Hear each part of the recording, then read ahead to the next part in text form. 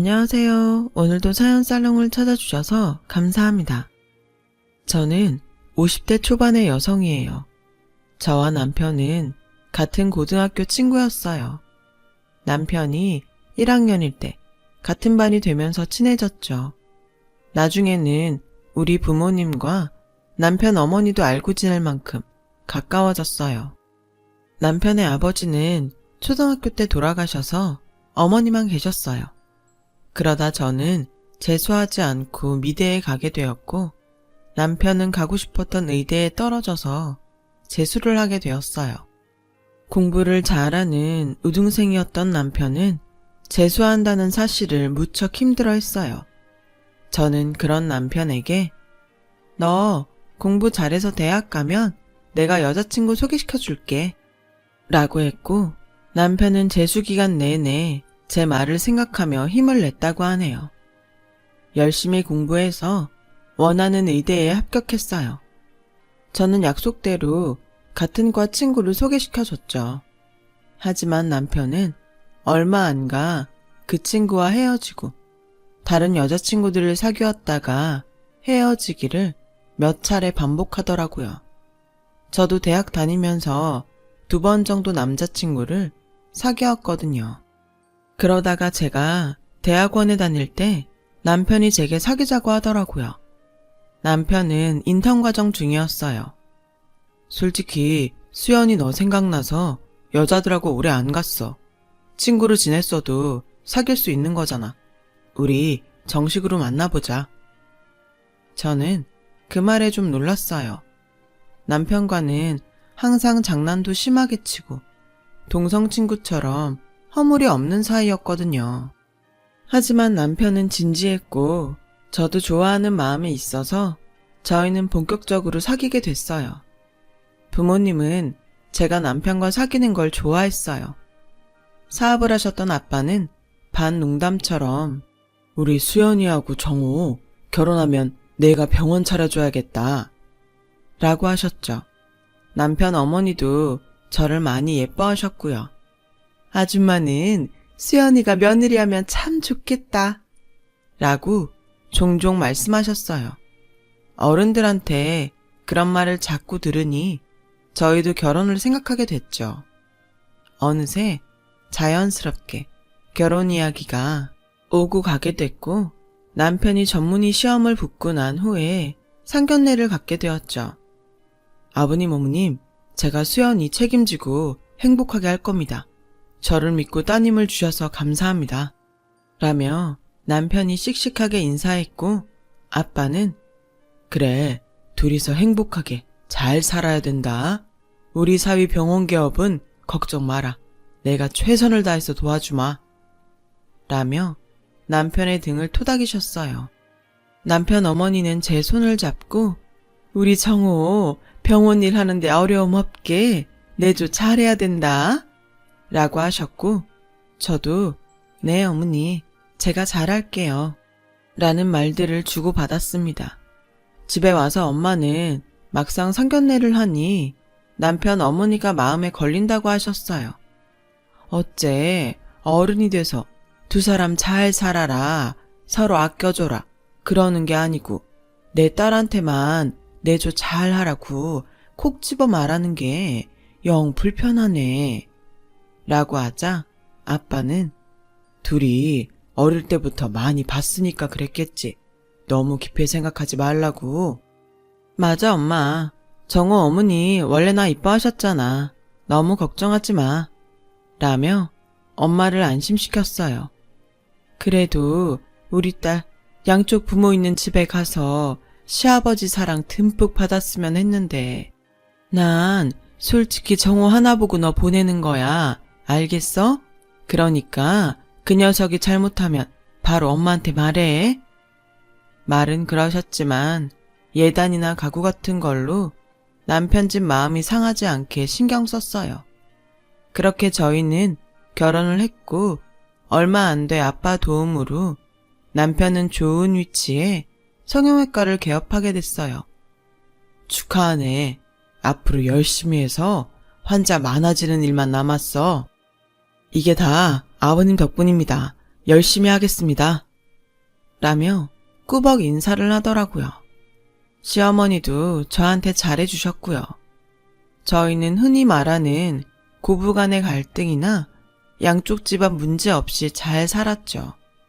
시어머니가 너무 명품도 좋아하시고 사치를 좀 하는 편이어서 엄마가 좀 불편해 하셨어요.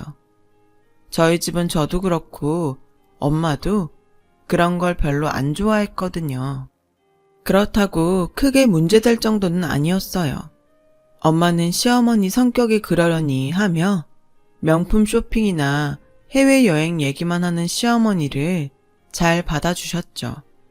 한 번은 저까지 셋이서 밖에서 식사를 하는데 시어머니가 친구들과 유럽 여행을 가겠다고 하시더라고요. 그런데 그 비용이 저희가 생각했던 것보다 훨씬 많이 드는 거였어요. 생각보다 돈이 많이 드네요. 그거 여행사에 잘 알아본 거 맞아요?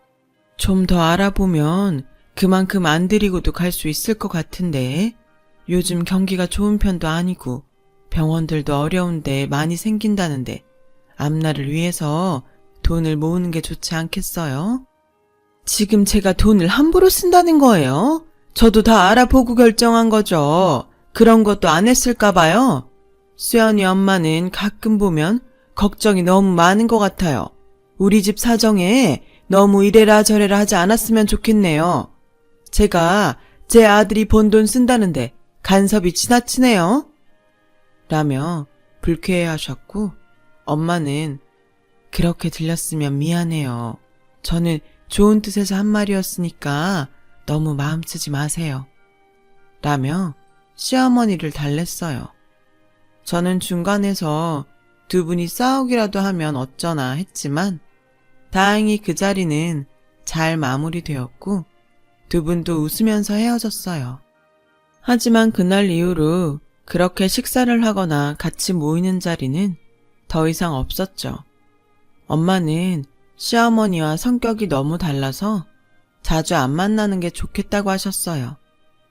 원래 사돈지간에는 너무 가깝게 지내는 거 아니랬다. 그동안 우리가 너무 자주 만난 것 같아 거리를 좀 두는 게 너한테도 더 나을 것 같다. 라고 하셨지만 시어머니의 씀씀이는 여전히 못마땅하신 것 같았어요.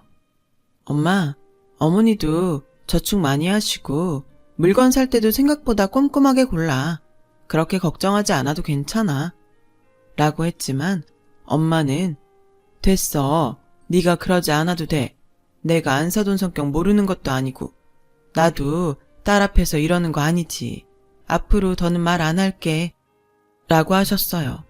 하지만 엄마가 걱정하셨던 대로 성형외과가 너무 많아지면서 남편 병원도 조금 타격이 생겼어요. 거기다가 남편이 어느 환자의 코 수술을 잘못하는 바람에 문제가 생겼죠. 저도 그 일로 걱정하고 있는데 시어머니가 전화를 하셨어요. 수연아, 니네 아버지한테 말씀드려서 어떻게 돈 좀 마련할 수 없겠니? 어머니, 일단 저희가 할 수 있는 선에서 해보려고요. 안 그래도 아빠가 그 사람 병원 차릴 때도 돈 거의 다 대주셨는데 이런 말씀까지 드리기가 좀 죄송해서요. 라고 하자 시어머니는 답답하다는 듯 너는 네 아빠한테 얘기하는 게 뭐가 죄송스러워? 가족이잖아, 가족. 이럴 때 돕고 사는 게 가족 아니니? 니네 집은 꼭 서로 남남처럼 이상하더라. 돈 쓰는 거 갖고도 엄청 깍쟁이처럼 계산하고. 그래, 알았다. 못 들은 걸로 해라. 라며 전화를 끊으셨어요. 그래도 저는 부모님께 말씀드리기보다는 저희가 해결하는 게 맞다고 생각했죠. 하지만 병원에서 수술을 잘못했다는 소문이 자꾸 퍼졌어요. 환자가 줄어들자 저는 아빠한테 말씀드릴 수밖에 없었습니다. 사람이 실수할 수도 있지. 근데 이건 사람 생명하고 직결된 거 아니냐? 그러니 이번 일을 교훈 삼아서 앞으로 더 신중했으면 좋겠다. 네, 아버님, 명심하겠습니다. 남편은 아빠에게 머리를 숙이며 죄송하다고 했어요. 병원 문제는 아빠 도움으로 수습을 했고 남편은 동네를 옮겨서 다시 개원했죠. 그리고 친정의 도움이 필요 없을 만큼 잘 되기 시작했어요. 저는 그 무렵 임신을 하게 됐어요. 입덧이 심해서 자주 친정에 가서 쉬곤 했어요. 임신 4개월이 지나도 나아지지 않아서 고생이 많았죠. 그날도 제가 친정에서 쉬고 있는데 데리러 오기로 한 남편이 오지 않더라고요. 병원에 연락을 해보니 수술이 밀려서 늦어지고 있다는 거였어요. 그래서 혼자 집에 가려고 했더니 아빠가 데려다 주겠다고 하셨어요. 괜찮아. 내가 애도 아니고 집에도 혼자 못 갈까봐 걱정 말고 쉬세요. 아빠도 이제 막 들어왔잖아요. 네가 지금 몸이 정상이 아니잖아. 가다가 무슨 일이라도 생기면 어떡하려고 그래. 그래, 아빠 말 들어. 엄마도 같이 갈게. 라며 두 분 다 저를 데려다 주겠다고 나섰어요. 그렇게 아빠가 운전하는 차를 타고 집으로 오는 길이었죠. 그날은 정말 다시 생각하기도 싫을 만큼 끔찍했어요. 강변을 타고 가던 저희 차는 중앙선을 넘어오던 트럭과 충돌했고 저는 그 자리에서 정신을 잃었어요. 나중에 온몸이 아파서 깨어나는데 주변이 웅성웅성하더군요. 거기는 병원 응급실이었고 간호사는 제게 연락할 곳이 없냐고 물었어요. 저는 제 남편 번호만 말하고 다시 정신을 잃었죠. 그리고 다시 병실에서 깼을 때 제 옆에는 엄마도 아빠도 없었어요. 두 분은 그날 사고로 돌아가셨고 저도 아이를 잃게 됐어요. 남편은 제 손을 잡고 미안하다는 말만 반복했죠. 하지만 남편이 그런 일이 생길 줄 안 것도 아니었고 누구의 잘못이라고도 할 수 없었어요. 저는 골반과 다리의 부상 때문에 제대로 서 있을 수도 없었어요. 겨우 의사의 허락을 받고 휠체어를 타고 장례식을 치르면서 그저 엉엉 울기만 했죠. 졸지에 혼자가 된 저는 재활치료로 고통스러운 날들을 보냈어요. 다리와 골반도 너무 아팠지만 부모님이 안 계신 게 더 힘들었어요. 시어머니는 워낙 활동이 많은 분이라 연락이 안 될 때도 많았고 남편도 병원이 많이 바빠져서 저를 제대로 돌볼 수 없었어요. 매일 저는 그날 부모님을 말리지 않은 걸 후회했어요. 그렇게 재활을 하며 힘든 시간을 보내고 있는데 남편이 조금씩 변하기 시작하더군요.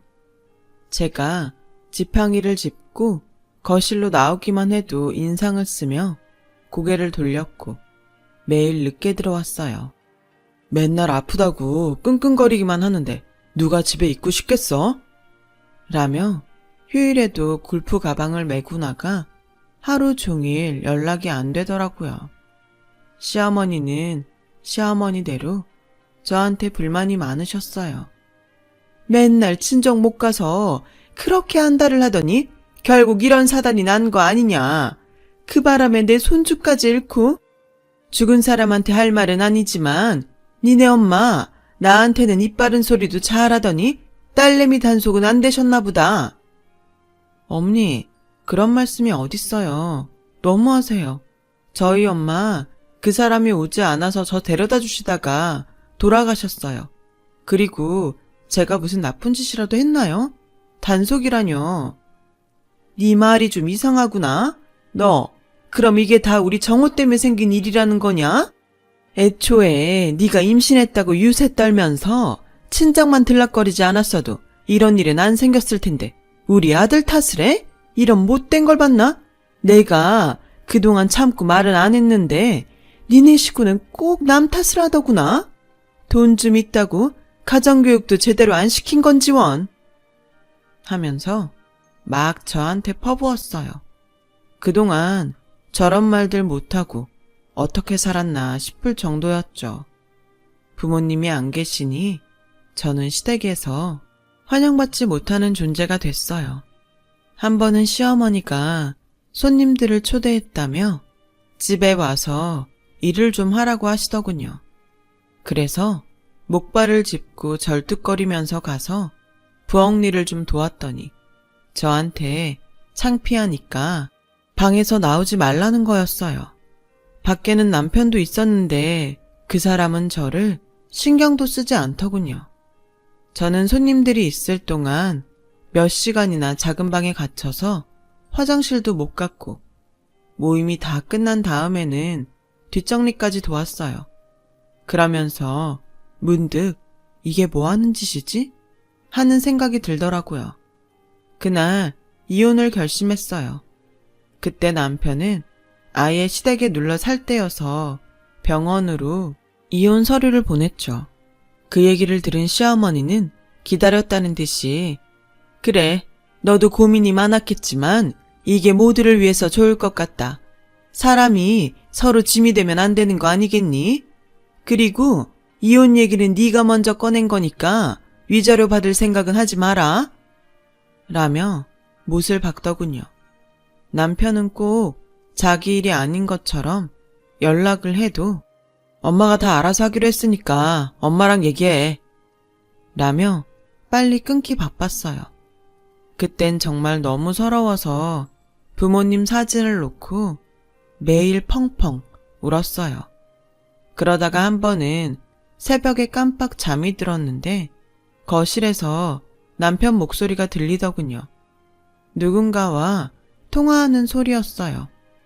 이제 병원도 잘 되고 돈 걱정할 일도 없는데 내가 왜 구질구질하게 장애인한테 목매고 있냐? 그래도 먼저 이혼하자는 말 안 할까봐 조마조마했는데 진짜 잘 됐지. 난 이혼하면 새장가 갈 거다. 저는 너무 충격을 받았어요. 결국 저와의 결혼은 다 계산된 거였으니까요. 어릴 때부터 친한 친구로 지냈던 저를 돈으로만 봤던 거죠. 저런 사람이었던 걸 못 알아본 제가 정말이지 너무 바보 같았어요. 남편은 다른 방에서 자고 아침에 자기 옷가지를 챙겨 나가더군요. 저는 한시도 같은 공간에 있고 싶지 않아 짐을 챙겨서 나왔어요. 친구는 저보고 다 소송 걸어서 병원에 들어간 돈도 다 받아내라고 했지만 뭘 어디서부터 해야 될지 몰랐어요. 그저 제 몸 추스르기에도 정신이 없었으니까요. 그렇게 저와 남편은 합의 이혼을 하게 됐어요. 완전히 혼자가 된 저는 그냥 붕 뜬 느낌이었어요. 게다가 재활도 끝난 게 아니라서 몸이 많이 불편했죠. 그런 제게 친구는 일러스트를 배워보는 게 어떠냐고 하더군요. 네가 유아 전공을 했지만 프로그램 툴 사용법은 금방 배울 거야.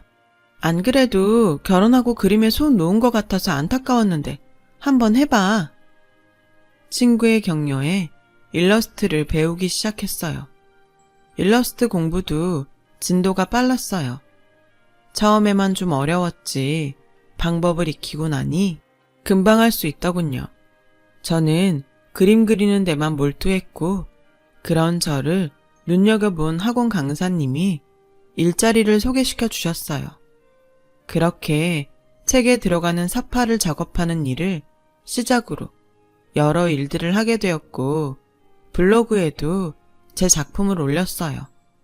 그러면서 제 작업을 좋아하는 사람들도 많아졌죠. 그런데 몇 년이 지났는데 아빠 회사 이사님이 변호사와 함께 저를 찾아오셨어요. 이게 사장님 돌아가시기 전에 따로 작성해 놓으셨던 유언장입니다. 따님 적정 나이가 되면 회사를 물려주겠다는 내용이에요. 갑자기 돌아가신 관계로 수정사항은 없습니다. 저는 너무 놀랐습니다. 아빠가 돌아가시고 회사가 정말 어지러웠다고 해요. 저는 잘 몰랐지만 회사의 주인이 없는 사이 정말 많은 일들이 있었다고 합니다. 아빠와 막역한 사이셨던 이사님께서 그걸 지켜내신 거고요. 저에게 오시기까지 시간이 걸리셨다고요. 이사님은 자식이 없으셨어요. 그래서 저를 더 잘 챙겨주셨던 분이셨죠. 제가 어렸을 땐 자주 뵀었고, 다 커서는 자주 뵙지 못했지만요.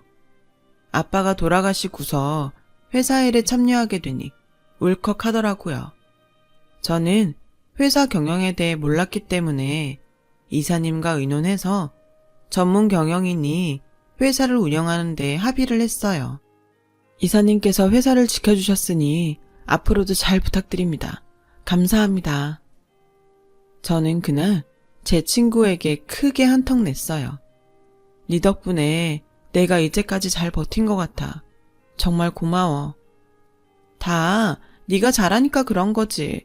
아무튼 나도 뿌듯하다. 그 무렵 저는 지팡이 없이 걸을 수 있게 되었어요.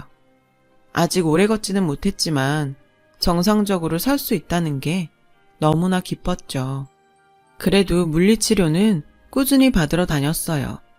그렇게 일러스트 작업을 하면서 병원과 집만 오가며 사는데 회사에서 제게 사회 홍보이사 자리를 주겠다고 제안을 했어요. 그치만 저는 경영에 대해 아무것도 몰라요. 할 줄 아는 것도 없는데 무턱대고 회사 일에 관여하는 거 아빠도 원치 않으실 거예요. 그랬더니 제가 일러스트레이터로 자리를 잡고 이미 실력도 검증이 되었으니 회사 홍보를 도왔으면 좋겠다더군요. 그림과 디자인으로 사회에서 홍보하는 데 힘쓰면 된다고 하셨어요. 많이 망설였지만 이사님이 거의 강요하다시피 해서 저를 사회이사로 만드셨죠. 그냥 앉아서 돈만 받을 수 없다는 생각이 들더라고요. 제품과 이미지가 맞는 일러스트들을 고안해 계속 올렸어요. 다행히 그런 작업들이 일반 사원들에게도 반응이 좋았어요. 얼마 안 가서 회사 창립일이 되었어요. 이사님은 제가 인사말을 하면 좋겠다더군요. 항상 아빠와 회사에 감사한 마음으로 살았기 때문에 저는 그러겠다고 했어요. 그리고 회사 창립일 날 오랜만에 옷도 차려입고 집을 나서는데 하필 남편이 찾아왔어요. 수연아, 잘 지냈어? 우리 정말 오랜만이다. 그렇지. 어디 가서 잠깐 얘기 좀 하면 좋겠는데 집에 들어가도 돼? 아무 일도 없었던 것처럼 오랜만에 만나는 친구 대하듯 하는데 정말 너무 뻔뻔하더군요. 나 지금 가봐야 돼. 그리고 할 얘기 없으니까 다신 찾아오지 마. 그래? 어디 가는데? 내가 그 앞에서 기다릴게. 저는 몰라도 된다고 하고 택시를 탔어요. 그랬더니 이 사람도 택시를 타고 저를 뒤쫓아온 거예요. 회사 앞에서 내리자 남편은 뒤에 온 택시에서 따라 내리며 들어와서 제 팔을 잡더군요. 수연아, 잠깐만 얘기하자니까, 응? 저는 팔을 거칠게 뿌리쳤어요. 할 말 없다는데 왜 이래? 우리가 그럴 사이는 아니잖아. 이번에 우리 병원 확장 개원하는데 좀 보태주라. 아버님이 해주신 병원인데 네가 투자하면 너도 보람있고 좋잖아. 진짜 인간 말종이네. 나한테 그런 말이 나와? 아버님? 네가 감히 우리 아빠를 아버님이라고 불러? 나 다시는 너한테 안 넘어가. 투자? 웃기지 마. 너 같은 사기꾼한테 무슨 투자를 해? 사기꾼이라니 말이 너무 심한 거 아니야? 솔직히 아버님 어머님 그렇게 사고로 돌아가신 게 누구 책임인데 그래? 저는 그 말에 그만 핸드백으로 남편 머리를 내리쳤어요. 야, 이 자식아. 그래도 살아온 게 있어서 좀 참고 있었더니 뭐? 너 따위가 어디서 사고 얘기를 꺼내? 네가 사기꾼이 아니라고? 애초에 친구였던 나한테 우리 집 돈만 보고 접근한 것도 너고 병원 잘 되고 사고로 몸 좀 불편해지니까 별 볼 일 없다고 니네 엄마랑 작당해서 괴롭히고 집 나가게 만든 것도 너잖아. 병원도 다 네가 차지하고 입 싹 닦았는데 그게 사기가 아니라고? 여기요, 경비원 선생님, 이 쓰레기 좀 치워주세요. 회사 안으로 한 발짝도 못 들어오게 하세요. 라고 하자 경비원과 직원들이 와서 남편을 끌어냈어요. 야, 수연아, 내가 미안했어. 그러니까 우리 대화로 풀자, 응? 어디다 대고 야래. 한 번만 더 부르면 가만 안 둬? 그제야 남편은 입을 다물고 사람들을 뿌리치고 자기 발로 가더군요. 저는 그날 사람들 앞에서 아빠를 추모하는 인사말을 하며 속으로 많이 울었어요. 하필이면 이런 날 그놈이 와서 내 기분을 망친 게 너무 속상했죠. 일주일쯤 지나서 점심을 먹고 회사 근처 카페에서 간단한 회의를 할 때였어요. 제가 올린 일러스트 중 반응이 좋은 걸 정식 홍보용으로 쓰기 위해서 회사 직원들과 같이 모였죠. 그런데 뒤에서 누가 제 어깨를 툭툭 치더군요. 시어머니였어요. 회사에 전화했더니 여기 있다길래 어찌나 안 가르쳐 주려고 하는지 정말 애먹었다. 라며 상냥하게 웃는데 정말 구역질이 날 것 같았어요. 제가 있는 데를 그쪽이 왜 알아야 하고 왜 찾아오는데요? 저는 볼 일 없습니다. 그래도 내가 시어머니인데 말은 좀 가려서 하는 게 좋지 않니? 정호 병원 일 때문에 의논 좀 하려고 하는데 너무 안 만나주는구나. 시어머니? 나 창피하다며. 창피하다고 손님들 갈 때까지 방 안에 가두는 게 시어머니야? 부모님 돌아가시고 지 아들 병원 잘 되니까 인생에 짐 되지 말라며 빨리 헤어지라고 해놓고 이제 와서 무슨 대접을 받겠다고 그래? 할머니, 당신 아들 병원 일을 왜 나한테 의논해요? 당장 나가세요. 라고 하자 직원들이 시어머니를 보며 수근댔어요. 시어머니는 그런데도 물러나지 않고 우리 정호 병원 좀 돌아가게 도와줘. 돈도 보태주고 좀 해줄 수 있잖아. 그러자 거기 있던 팀장이 일어나서 듣자 하니까 너무하시네요. 이제 이혼해서 상관도 없는데 이러시는 거 아니죠.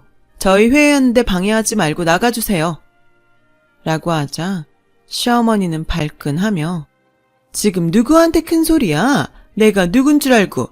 나 땡땡 성형외과 원장 엄마야.